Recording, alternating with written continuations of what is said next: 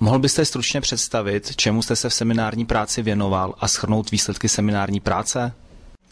V rámci seminární práce jsem se věnoval ekonomickému zhodnocení firmy Autokont a to zhodnocení mělo sumarizovat v nějaké ekonomické výsledky společnosti a to ať již pro stávající investory nebo potenciální nové vlastníky této společnosti.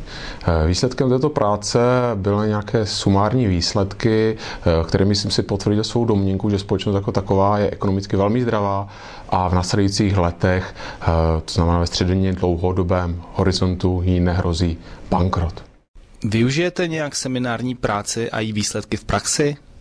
Přímo výsledky této práce bohužel nevyužiju, nicméně samotné poznatky, s kterými jsem se seznámil, a to ať již metodologiemi nebo samotnými termíny, ty rozhodně využijí v praxi, protože pracuji v oblasti finančnictví. Proč jste se rozhodl pro studium MBA a proč na všem?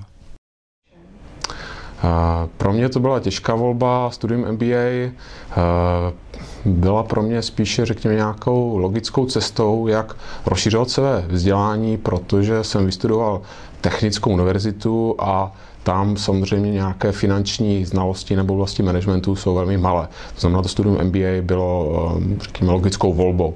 Proč všem? To byla skutečně složitá otázka, nicméně u mě rozhodovaly dva faktory. Tím prvním byla nějaká otázka flexibility, to znamená flexibilita samotné formy té vzdělání, dálkové studium, možnosti operativních zkoušek a podobně. A tím druhým významným faktorem byla samozřejmě i finanční náročnost, která si myslím, že na škole všem je velice dobrá. Děkuju.